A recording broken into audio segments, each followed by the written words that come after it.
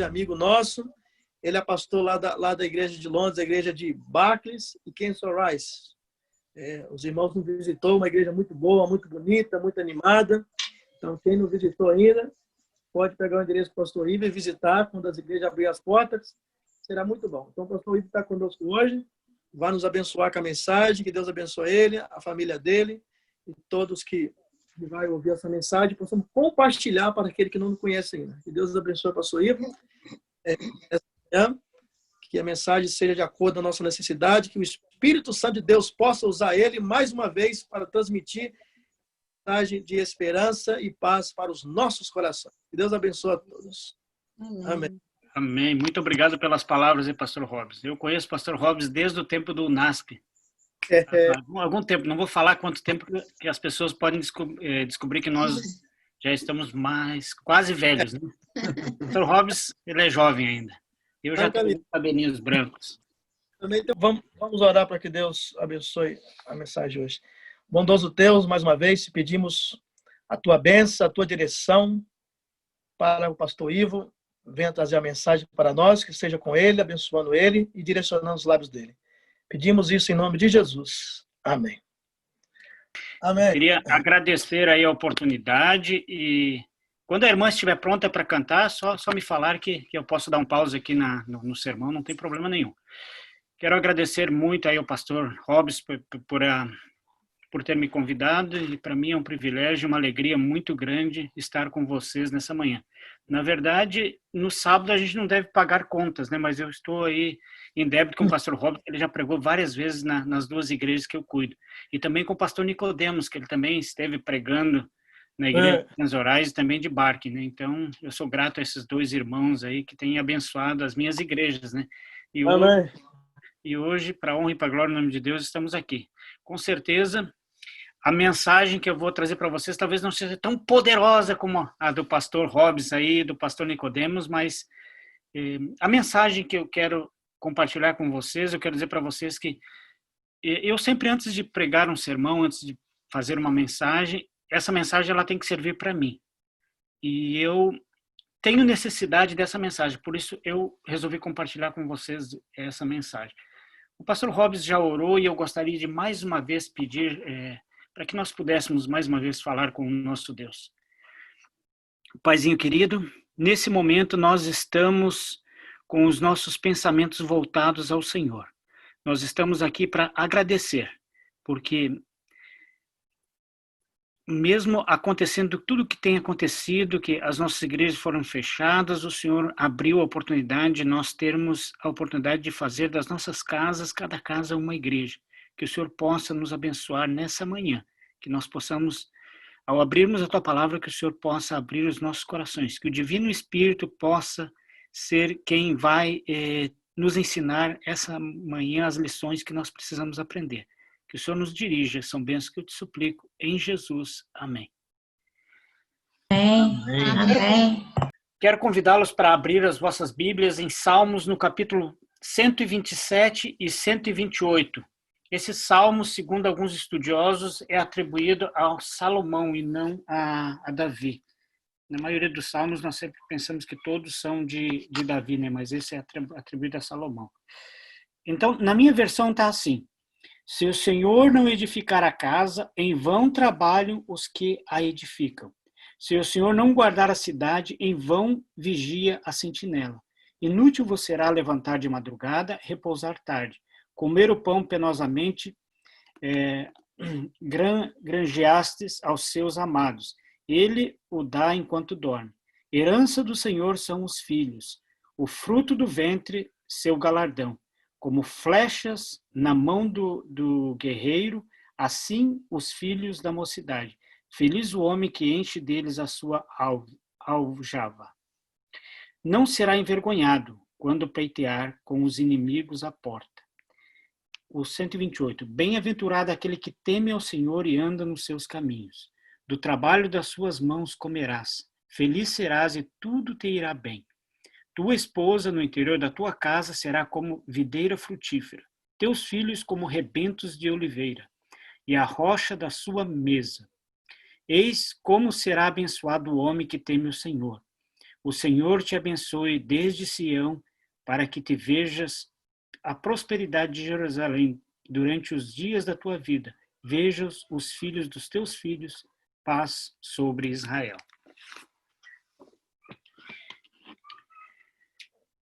Pelo verso, vocês já perceberam que nós vamos falar um pouquinho sobre famílias hoje. A família, nós sabemos que ela é um plano de Deus. Ela foi instituída por Deus, não é um plano nosso, é um plano de Deus. Foi instituída pelo Criador. E nós sabemos que a família é a célula da sociedade. A família é a célula das nossas igrejas. Quando as famílias vão bem, a sociedade está bem e, consequentemente, aliás, a igreja está bem e, consequentemente, a igreja também está bem. Em Gênesis, no capítulo 2, 24, vem a ordem do primeiro casamento, né? Deixar pai e mãe, unir-se, o homem e a mulher se unirão e os dois se tornarão uma só carne. Nós vimos aqui que o casamento aprovado por Deus é entre um homem e uma mulher. Não é entre um homem e um homem. Não é entre uma mulher e uma mulher. Mesmo que a sociedade aplauda esse tipo de relacionamento que não é do plano de Deus. O plano de Deus é um homem e uma mulher. Não é dois homens e uma mulher, duas mulheres e um homem, não. É um homem e uma mulher. Eu vou compartilhar com vocês aqui a minha tela e eu tenho alguns slides para compartilhar com vocês. Um segundinho que eu estou abrindo aqui. Já está. Aqui nós vimos a primeira família, né? Lá no Jardim do Éden, os nossos primeiros pais, Adão e Eva, foi o primeiro casamento instituído pelo próprio Deus, né? E esse casamento tinha tudo para dar certo. Mas, infelizmente, desde que entrou o pecado no mundo, as famílias têm sido grandemente atacadas pelo inimigo. E se vocês me perguntarem até quando vão esses ataques, eu posso dizer que até a volta do Senhor Jesus será assim. Haverá um grande conflito. Satanás vai lutar para acabar com as famílias. E ele tem feito isso com muita força. Aqui está. O plano para formar a família. Nós vemos ali em Gênesis 2:18. Então, o Senhor Deus declarou, não é bom que o homem esteja só. Far-lhe-ei alguém que lhe auxilie e lhe corresponda. Nós vimos as características aqui da primeira mulher, seria idônea e uma auxiliadora. E do homem, o responsável, o sacerdote do lar. Por que existem atualmente tantos conflitos familiares? Por que os casamentos estão durando cada vez menos? Será que Satanás está conseguindo destruir o plano de Deus? Por que o modelo de família planejado por Deus está sendo corrompido tão facilmente? E aqui nós vemos a realidade de muitas famílias. É violência, é agressão verbal, agressão física. E, infelizmente, às vezes, essas cenas não se resumem somente fora. Infelizmente, Satanás tem colocado isso dentro da igreja. E isso é muito triste. E o que nós podemos fazer para resolver essas situações? Vamos ver adiante o que podemos fazer. Aqui está um dos grandes problemas das famílias, são as drogas.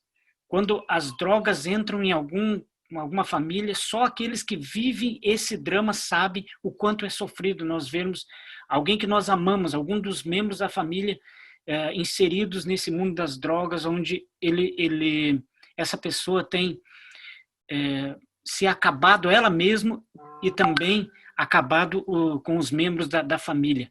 Uma pesquisa feita lá no Brasil com 15 mil pessoas mostra que 11% dos adolescentes brasileiros se embriagaram pela primeira vez na companhia dos pais ou de algum tio. É triste que os pais que eram para dar o exemplo são aqueles que, às vezes, são os que tiram os filhos do caminho de Deus. E aqui uma pesquisa, essa pesquisa ela está meio defasada. Hoje, com certeza, o número é muito maior. Ela foi feita no Brasil em 2011. Para 932 mil casamentos, 351 acabam em divórcio. todos os casamentos, quando nós vamos a um casamento, é aquela festa, aquela preparação, tudo muito bonito, e as pessoas ali estão preocupadas, quem vai cantar, quem vai pregar, onde vai ser o casamento, a lista de convidados. Eu acredito que todos vocês já tiveram a oportunidade de ser convidados para uma festa de casamento, mas eu tenho certeza que nenhum de vocês foi convidado para um divórcio. E, infelizmente, os divórcios têm crescido muito, infelizmente, até no meio cristão, que não era para ser. Aqui nós vimos o gráfico em 2011, como subiu consideravelmente. Eu vou mostrar um gráfico para vocês aqui, mostrando o divórcio pelo tempo de casamento. As pessoas que casam com menos de um ano, 1,8% acabam em divórcio. De 1 a 4 anos, 19%. De 5 a 9 anos, sobe para 20%.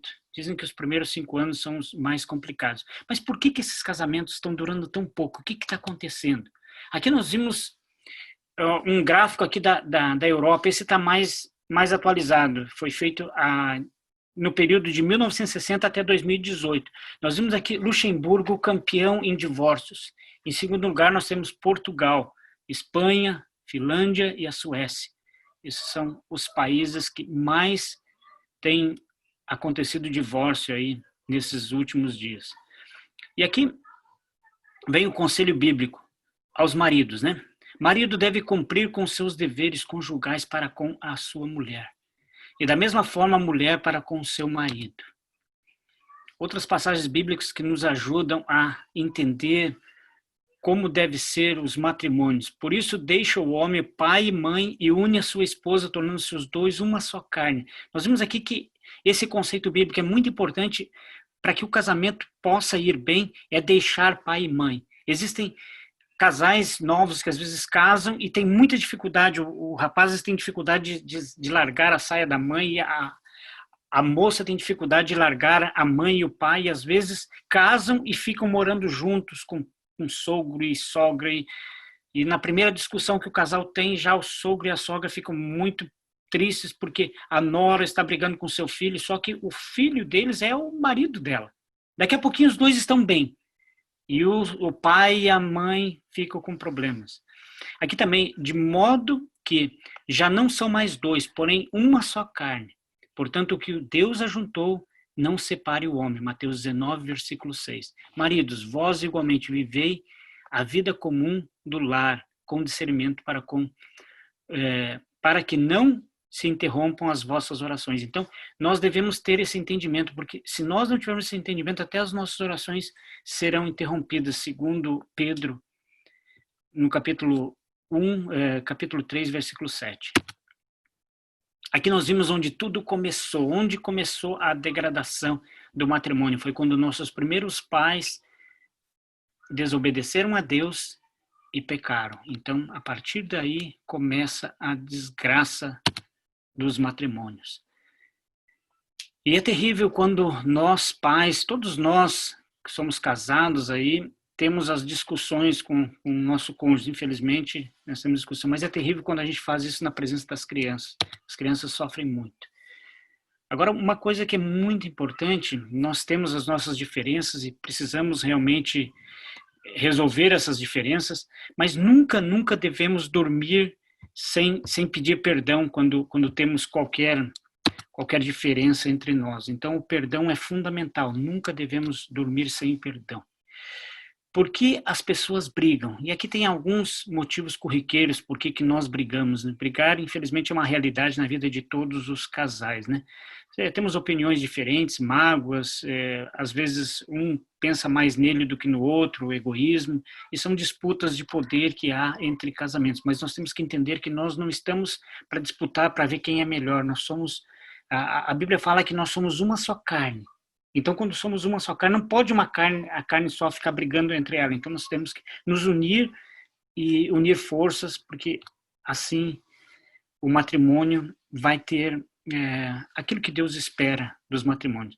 E aqui, alguns dos ventos que têm derrubado a árvore do matrimônio, né, que é a imoralidade, a falta de fé, o pecado, corrupção, falta de perdão, falta de compreensão, então, o egoísmo são alguns deles. E outro problema que está afetando os matrimônios e as famílias hoje são os meios de comunicação. Na minha época, alguns anos atrás, a televisão era o grande problema. Hoje a televisão já nem é o maior dos problemas. Hoje nós temos a internet, temos outros meios de comunicação que têm atrapalhado muito aos os nossos matrimônios, as nossas famílias. Aqui nós vimos os jogos eletrônicos. Foi colocada uma vovozinha aqui jogando, mas não é bem as vovozinhas que vivem com essas plataformas, né? Problemas de desentendimento entre os casais têm a ver com os temperamentos diferentes. Às vezes um fala mais, o outro só escuta. Um outro problema também é a falta de confiança. Quando não há confiança, não há relacionamento que resista. Precisamos confiar no nosso cônjuge e sermos confiáveis também, né? Aqui, fatores que trazem conflitos. Nós, os homens, não temos o problema de TPM, mas nós somos, assim, às vezes, muito rústicos com as nossas esposas. Precisamos ter mais palavras de carinho, amor, precisamos tratá-las como Deus gostaria que nós a tratássemos. A Bíblia fala que nós devemos amar as nossas esposas como Deus, como Jesus amou a igreja e se entregou por ela. Eu acredito que se nós tivermos esse verso de uma maneira prática nas nossas vidas, amar as esposas, e quando as nossas esposas souberem que nós estamos dispostos a entregar a vida por elas, com certeza vai ter mais harmonia entre os casais, entre os relacionamentos familiares. Um outro problema que tem afetado muito os matrimônios, os casamentos, são as dívidas. Às vezes nós somos tentados a querer viver um padrão de vida que não é o nosso. E aí começamos a comprar e compramos coisas que nós não precisamos. Se nós olharmos as coisas que nós temos tantas coisas que ficam ali, às vezes guarda-roupa, ficam roupas ali que nós passam um ano e nós não usamos. Ali temos que comprar mais, porque saiu uma tendência nova, um modelo novo, então cuidado com as dívidas. Nós devemos sim comprar, mas comprar aquilo que nós realmente usamos e que precisamos. É bom, antes de fazer uma compra, orar e perguntar para Deus se isso realmente me serve, vai ser útil, se eu vou precisar mesmo, ou é só um impulso de momento. Trancadinha aqui, que continua. Um outro fator que tem desestruturado as famílias é a infidelidade. E quando eu falo de infidelidade, não estou falando somente dessa infidelidade que nós estamos vendo aqui na gravura, nessa foto. Mesmo a infidelidade virtual, ela é infidelidade. Quando nós começamos a nos relacionar e trocar mensagens com um amigo de infância que nós encontramos lá no Facebook, ou lá não sei aonde, e aí a gente começa a trocar mensagem, isso é perigoso para os homens e também para as irmãs. Nós devemos ser fiéis a toda a prova, como diz aquele hino, né? Aqui só uma síntese do que nós tratamos até agora. A falta de confiança é um dos problemas, tratamento grosseiro, principalmente dos homens, e algumas irmãs também que não ficam de fora, principalmente nos momentos lá do período delas. Para elas também é complicado esses momentos. Então, temos que tratar o nosso cônjuge com mais leveza, com mais suavidade, com mais amor, né? Dívidas e a infidelidade, elas podem causar conflitos familiares. Um outro problema que nós enfrentamos hoje na sociedade moderna é que a mulher precisa ir para o mercado de trabalho, porque já o homem, infelizmente, já não consegue sustentar a sua casa, principalmente num lugar como esse que nós vivemos aqui na Inglaterra, onde tudo é muito caro. Então, nós precisamos realmente da ajuda no orçamento familiar, que as esposas nos ajudem a pagar as nossas contas, né? Que nós fazemos muitas contas, né? Então, elas têm que ir ao mercado de trabalho. Mas, irmãos, não é uma prerrogativa da igreja e nem do Estado cuidar dos nossos filhos. Nós não podemos terceirizar esta obrigação que é exclusiva do pai e da mãe. Nós precisamos, mesmo a mãe trabalhando fora, o pai tem que ajudar e os dois têm que se unirem para poder ajudar os filhos. E aqui nós vimos aí o problema da ausência dos pais, né? Muitas crianças acabam ficando sempre nos eletrônicos aí, que tem sido assim muito problemático para a vida delas. E quando eu falo de ausência dos pais, eu não digo só do pai que trabalha fora, não. Às vezes nós estamos no mesmo teto e nós estamos ausentes, então precisamos dedicar mais tempo de qualidade com os nossos filhos.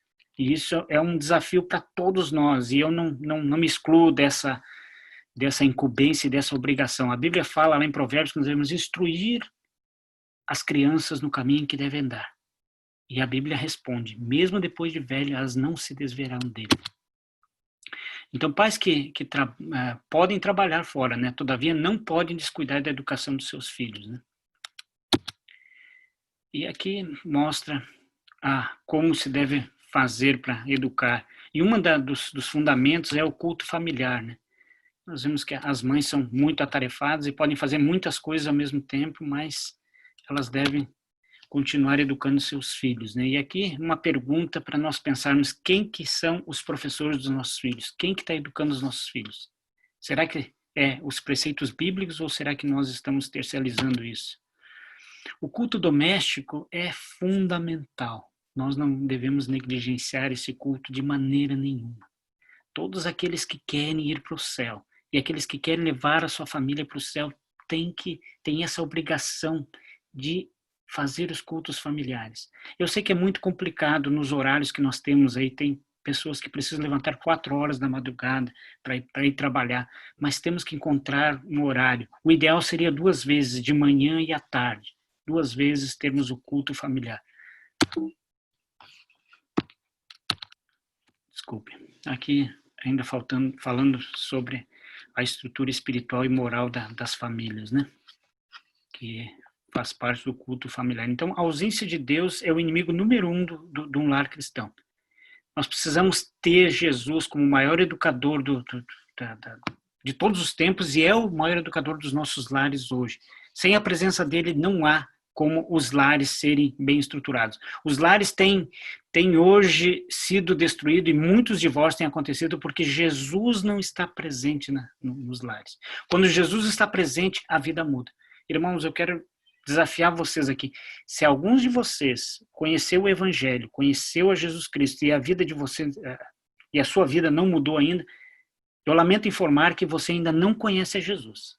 Você ainda não teve um encontro com Ele. Porque quando nós temos um encontro com Jesus, a nossa vida muda. Ninguém consegue continuar sendo como era depois que tem um encontro com Jesus. Então nós precisamos realmente nos encontrar com Ele.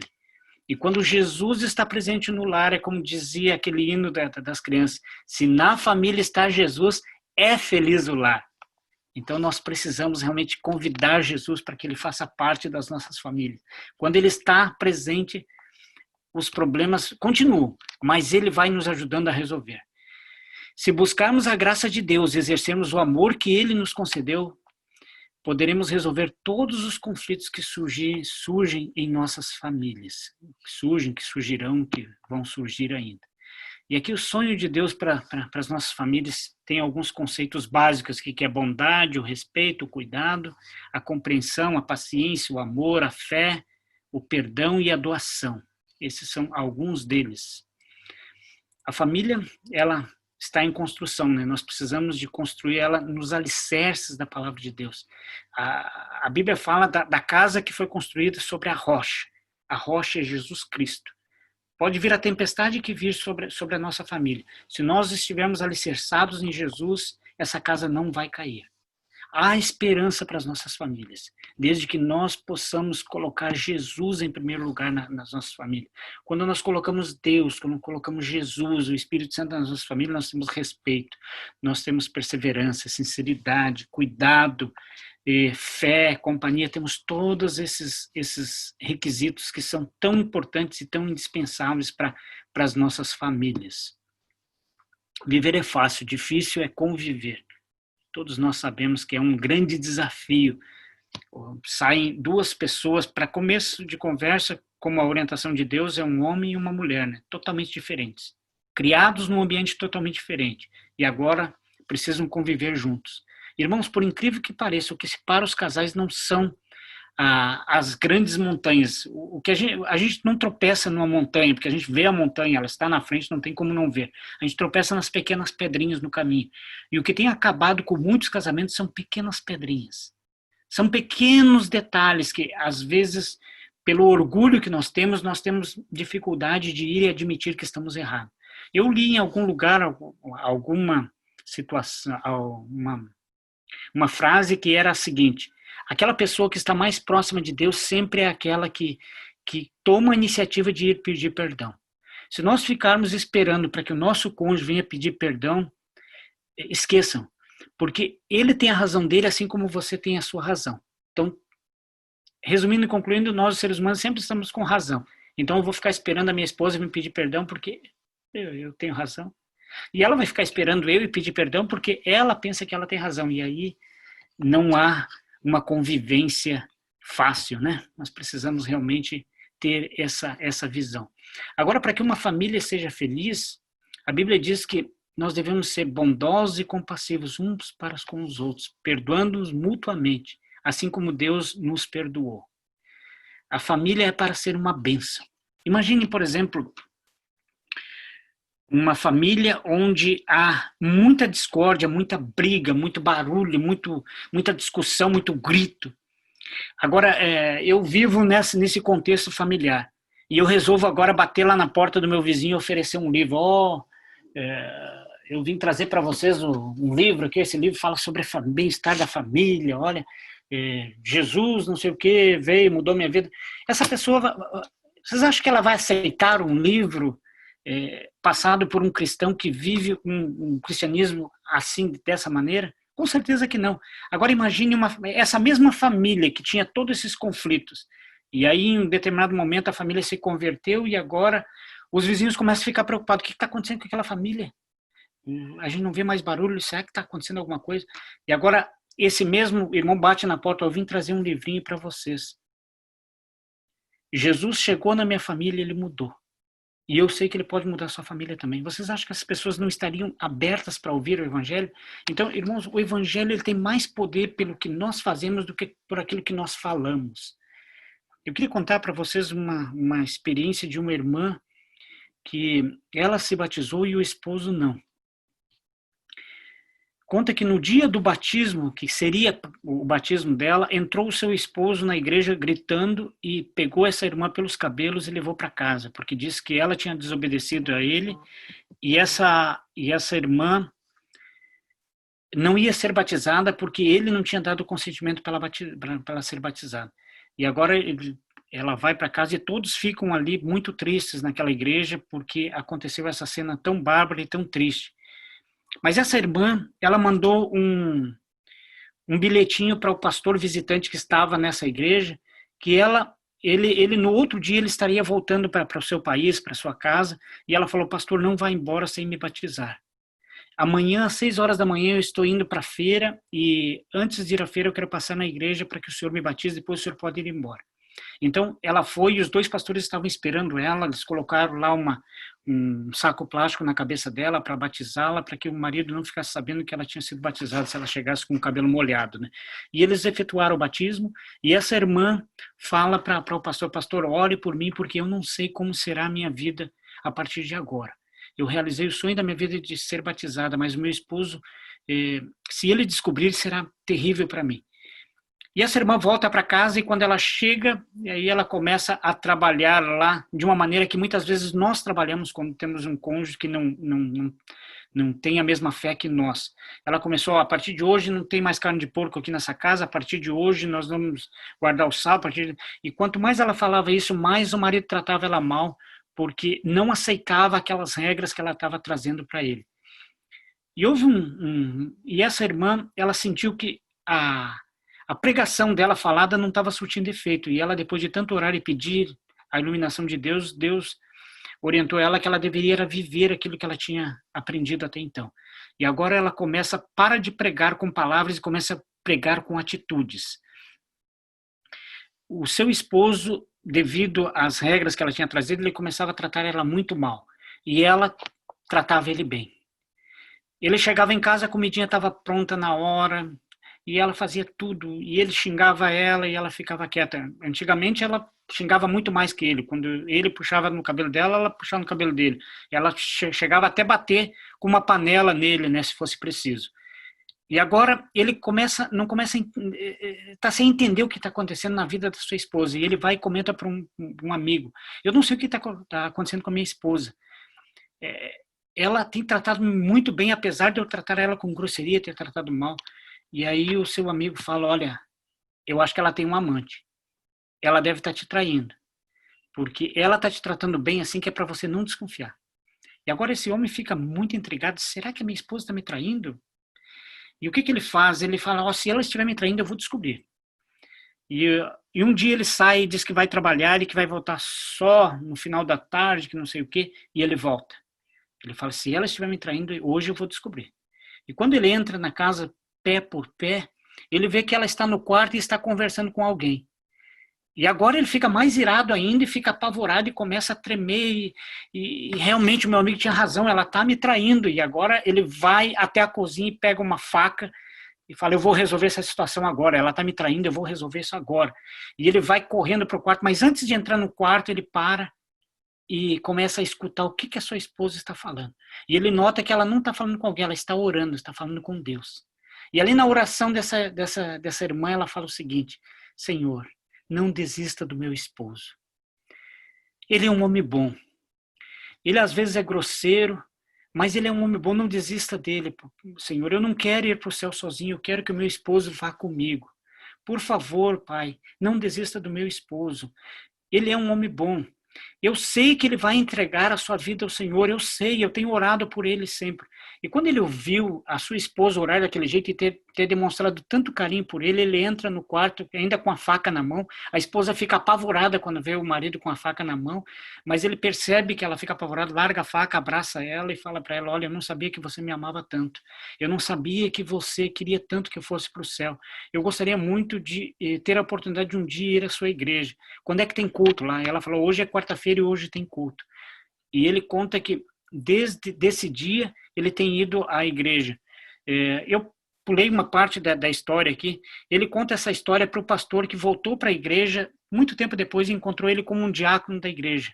Esse senhor, depois desse dia que ele foi à igreja, ele nunca mais deixou de ir, porque a esposa parou de falar do evangelho, mas ela começou a viver o evangelho.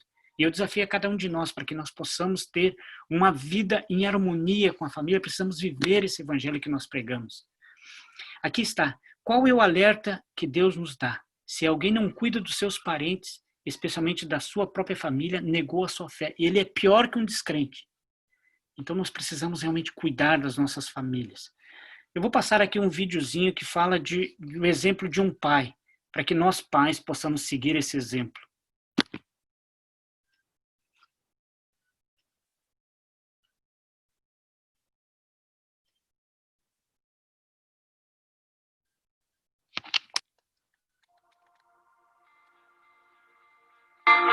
Pai, você não sabe disso agora, mas estou te observando. Observando cada coisa que você faz. Observando como trata as pessoas, o modo como você trata a mamãe, meu irmão e a mim. O modo como vive está tendo um grande impacto em mim. Quando chegar a minha hora de escolher uma profissão e prover para a minha família, a sua ética no trabalho estará em minha mente. E o tempo que você passa comigo, mesmo que fazendo algo bobo, fará com que eu me sinta mais confiante. Haverá momentos em minha vida em que eu lutarei com a minha integridade. E talvez eu não esteja certo do que fazer. Mas me lembrarei de como defendia aquilo que era correto, mesmo quando podia ter olhado para o outro lado. Alguma das escolhas que você está fazendo, eu também farei. Por favor, não tenha medo de me mostrar seus fracassos, de mostrar seus erros. Eu aprenderei com eles. Pai, você está me ouvindo? Eu estou observando. Observando se você realmente crê naquilo que fala sobre Deus. Eu preciso da sua ajuda para me mostrar o caminho. Um caminho que não é fácil, mas é o certo e o melhor. Eu estou te observando, Pai, todos os dias. Você está me ensinando como viver, ainda que não saiba.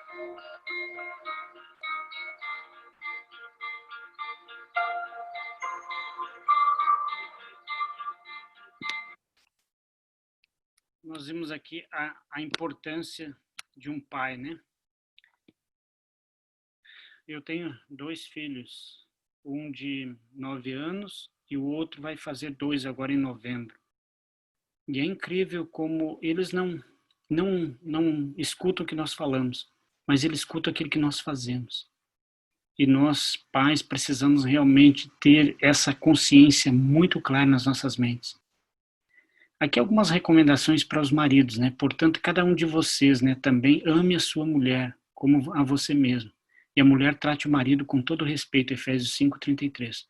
O marido pague a mulher devida benevolência, né? E da mesma sorte a mulher ao marido, 1 Coríntios 7:3. Vós, maridos, amai as vossas esposas, como também Cristo amou a igreja e a si mesmo se entregou por ela, Efésios 5:25. Aqui algumas recomendações às irmãs. A mulher virtuosa é a coroa do seu marido, mas aqui a envergonha é como podridão aos seus ossos, Provérbios 12:4. Dever da mulher serva do Senhor, para que ensine as mulheres novas a serem prudentes e amarem os seus maridos e amarem os seus filhos, Tito 2:4. Semelhantemente, vós, mulheres, sede sujeitas aos vossos maridos, para que também, se alguns não obedecem à palavra, pelo porte de suas mulheres, sejam ganhos sem palavras. 1 Pedro 3, versículo 1. A serem moderadas, castas, boas donas de casa, sujeitas aos seus maridos, a fim de que a palavra de Deus não seja blasfema. Esse tipo de versos aqui, quando nós lemos aí no contexto em que nós vivemos, e às vezes até as nossas irmãs na igreja são tentadas a achar que isso são frases machistas, né, que as irmãs devem ser submissas aos seus maridos. E eu pergunto para as irmãs, qual irmã não gostaria de ser submissa àquele marido que ama vocês a ponto de estar disposto a entregar a vida por vocês? Esse é o conselho bíblico para os homens. Nós devemos amar as nossas irmãs, as nossas esposas, como Jesus amou a igreja e se entregou por ela.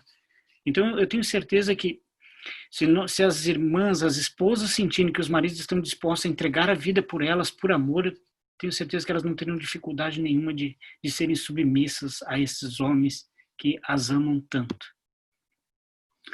E a felicidade não depende só do casal.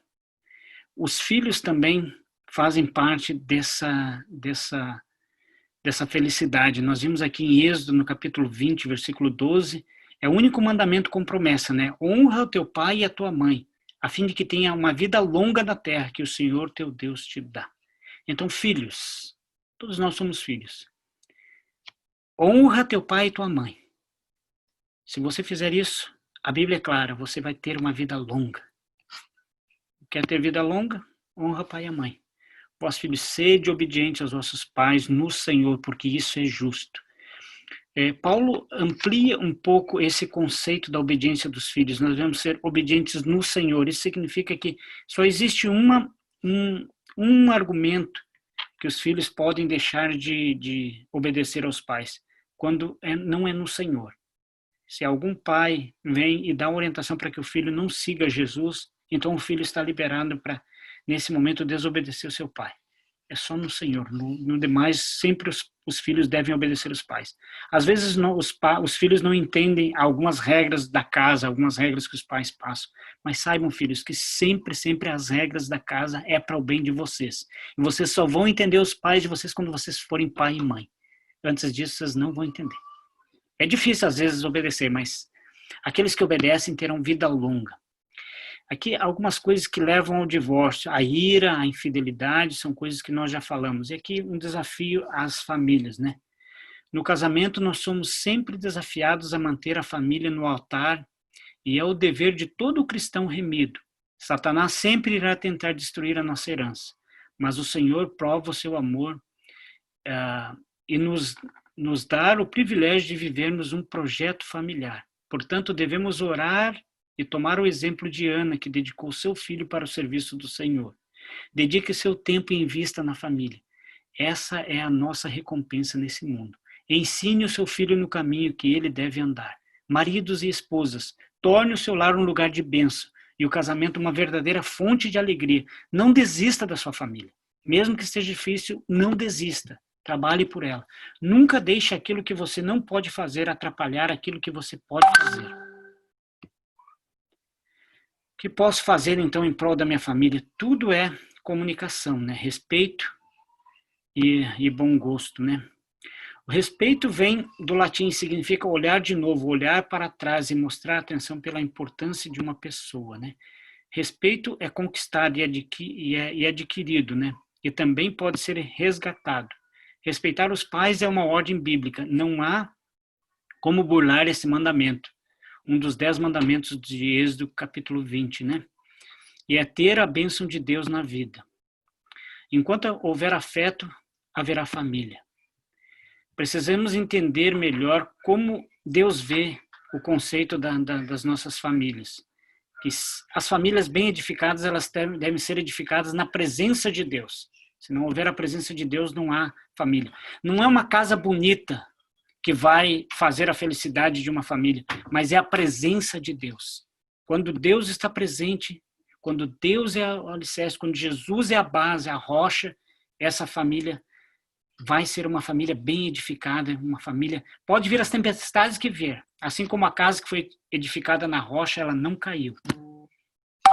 Desculpem, passei aqui. Como é a casa que Deus quer? É uma casa de paredes de proteção, como está em Neemias 4, versículo 14. E aqui nós podemos ver uma ilustração sobre essa proteção que tem a ver com Cristo. Quando Cristo está à frente, nós somos protegidos dos dardos do inimigo.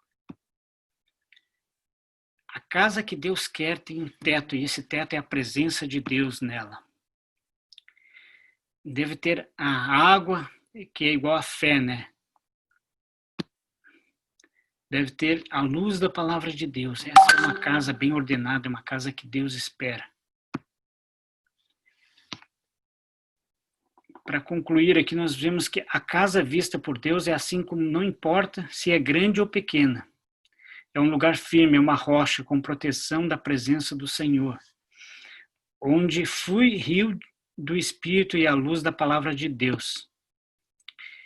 Que a família comece com Deus e termine com Deus. Se nós estivermos afundados, nós devemos buscar socorro em Deus. Que Deus abençoe todas as nossas famílias. E para finalizar, eu quero colocar aqui um hino que fala sobre as famílias. Que nós possamos, ao ouvir esse hino, que nós possamos orar pelas nossas famílias, que Deus possa abençoar cada uma das famílias que estão presentes nessa live, nesse momento.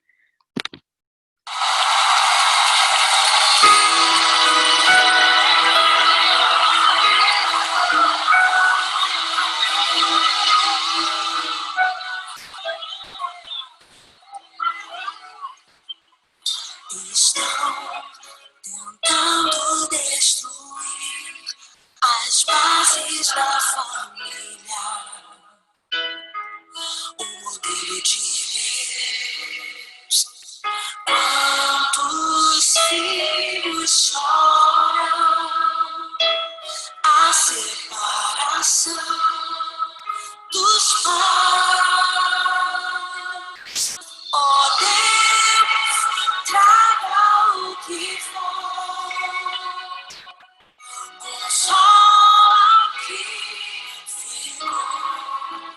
cura o coração do filho que chora. Tu és o Deus da família.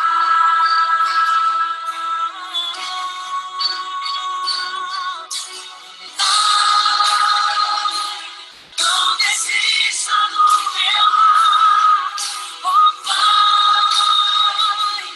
O amor te faz edificar.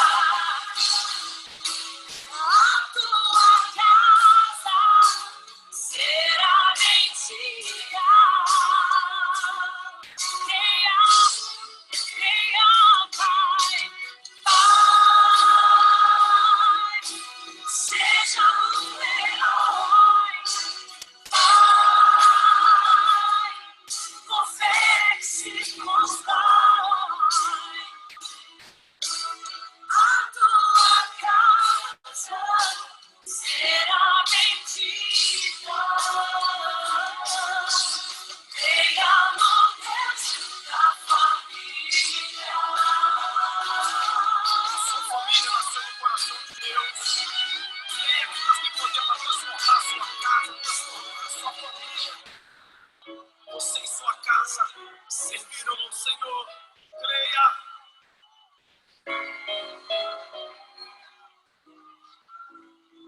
Deus tem um projeto na sua casa, Deus tem um projeto na sua família. Insista, invista na sua família. Oh, aleluia.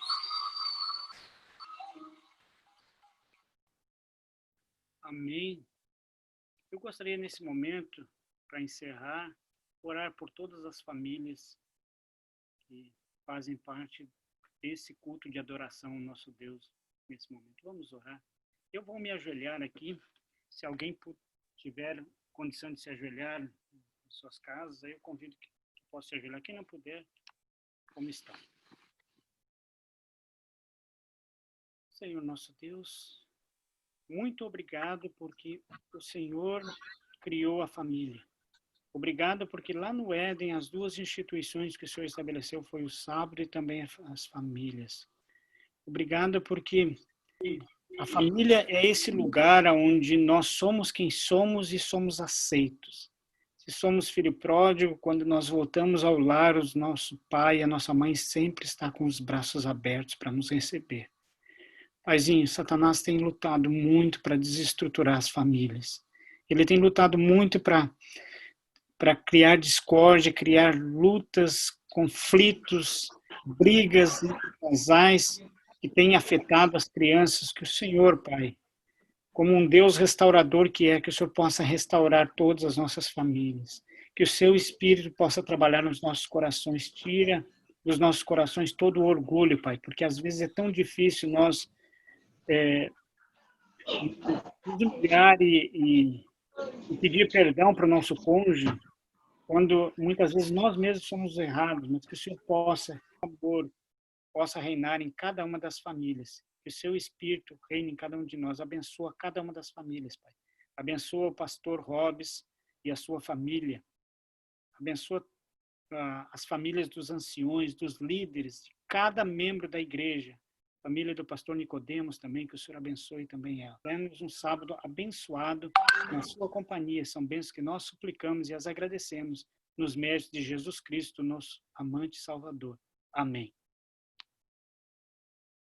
Deus abençoe. E com vocês a palavra aí. Obrigado, pastor Ivo, por esta bênção que nos trouxe desta manhã, sábado. E agradecemos a todos que põem os seus micros off, porque algumas pessoas estão abrindo os seus micros. Pastor, que Deus abençoe o seu ministério e continue restaurando vidas. Eu creio que esta mensagem veio restaurar muitas vidas, muitos lares.